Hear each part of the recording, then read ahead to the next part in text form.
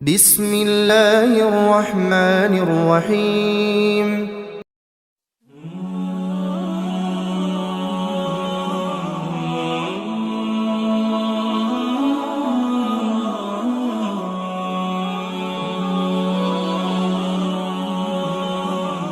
شیطان الرجیم بسم اللہ الرحمن الرحیم۔ آج کا ہمارا دوسرا سبق جملہ مرکب مفید کا دوسرا نام جملہ ہے۔ جملہ کی تعریف وہی مرکب مفید والی ہوگی۔ مرکب مفید جب بات کرنے والا بات کہہ کر خاموش ہو جائے اور سننے والے کو کوئی خبر یا طلب معلوم ہو جائے۔ جملہ کی آگے کتنی قسمیں ہیں؟ 2 قسمیں ہیں، جملہ خبریہ، جملہ انشائیہ۔ یہاں جو جملہ خبریہ کے آگے یا تا کی نسبت ہے، اس سے ہمیں پتہ چلتا ہے کہ خبر والا جملہ، اور جملہ انشائیہ کے آگے جو یا تا کی نسبت ہے، اس سے پتہ چلتا ہے انشاء والا جملہ۔ کیا؟ خبر والا جملہ، انشاء والا جملہ۔ جملہ خبریہ کی تعریف وہ جملہ جس کے کہنے والے کو سچا یا جھوٹا کہا جا سکے، جیسے زائد قائم، یہ کیا ہے؟ مرکب مفید ہے، جملہ ہے۔ جملہ کی قسم کون سی ہے؟ جملہ خبریہ۔ یہاں پر جملہ خبریہ کی مثال پڑھی، زائد قائم، زید کھڑا ہے۔ اب اس کے کہنے والے کو سچا یا جھوٹا کہا جا سکتا ہے، سچا بھی کہا جا سکتا ہے اور جھوٹا بھی کہا جا سکتا ہے۔ جملہ انشائیہ کی تعریف ہم بعد میں پڑھیں گے۔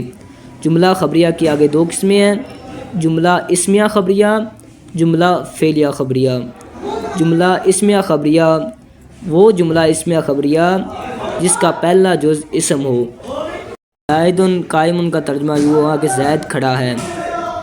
اب یہ جو زید قائم ہے یہ مرکب مفید ہے، جملہ کی کون سی قسم ہے؟ جملہ خبریہ۔ جملہ انشائیہ تو ہو نہیں سکتا، جملہ خبریہ۔ اس کی کم سے کم جملہ خبریہ کی 2 جزیں ہوگی۔ اس میں سے جو پہلی جز ہے زید، یہ اسم ہے، تو معلوم ہوا کہ جملہ اسمیہ خبریہ ہے۔ یہ ہم نے اسم کی تعریف پڑھ لی، آگے فعل کی تعریف۔ جملہ فعلیہ خبریہ وہ جملہ جس کا پہلا جز فعل ہو، جیسے ضرب زید، اس کا معنی ہوا کہ زید نے مارا ہے، ضرب زید ہے، یہ مرکب مفید ہے۔ اگر مرکب مفید ہے تو جملہ ہے۔ جملہ کی کون سی قسم ہے؟ جملہ خبریہ ہے۔ جملہ خبریہ کے آگے جملہ اسمیہ خبریہ، جملہ فعلیہ خبریہ۔ جملہ اسمیہ خبریہ وہ جملہ جس کا پہلا جز اسم ہو، جیسے زید قائم۔ جملہ فعلیہ خبریہ وہ جملہ جس کا پہلا جز فعل ہو، یہاں جو ضرب ہے یہ فعل ہے۔ 2 قاعدے یاد رکھنا ضروری ہے جو نحو میر کے اندر موجود ہیں۔ مسند حکم کو کہتے ہیں، مسند الیہ جس پر حکم لگایا جائے۔ جملہ کس کی قسم ہے؟ مرکب مفید کی۔ جملہ کے آگے کتنی قسمیں ہیں؟ 2 قسمیں ہیں، جملہ خبریہ، جملہ انشائیہ۔ جملہ خبریہ وہ جملہ جس کے کہنے والے کو سچا یا جھوٹا کہا جا سکے۔ آگے جملہ خبریہ کی 2 قسمیں ہیں، جملہ اسمیہ خبریہ، جملہ فعلیہ خبریہ۔ جملہ اسمیہ خبریہ وہ جملہ خبریہ ہے جس کا پہلا جز اسم ہو۔ جملہ فعلیہ خبریہ وہ جملہ خبریہ جس کی پہلی جز فعل ہو۔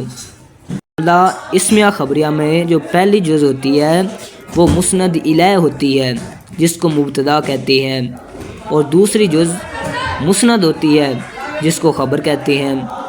اور جملہ فعلیہ خبریہ میں جو پہلی جز ہوتی ہے وہ مسند ہوتی ہے جسے فاعل کہتے ہیں، اور دوسری جز مسند الیہ ہوتی ہے جسے فاعل کہتے ہیں۔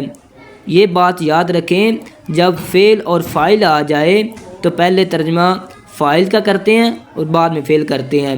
اگر فعل اور فاعل اور مفعول آ جائیں تو فاعل کے بعد مفعول کا ترجمہ کریں گے اور بعد میں فعل کا کریں گے۔ یہ بات یاد رکھیں، مسند حکم کو کہتے ہیں اور مسند الیہ جس پر حکم لگایا جائے۔ اسم مسند بھی ہوتا ہے اور مسند الیہ بھی ہوتا ہے۔ فعل مسند ہوتا ہے، مسند الیہ نہیں ہوتا۔ حرف نہ مسند ہوتا ہے اور نہ ہی مسند الیہ ہوتا ہے۔ آج کے سبق کا اختتام ہوا جملہ فعلیہ خبریہ پر۔ کل سے انشاءاللہ کل ہم نیا سبق، اگلا سبق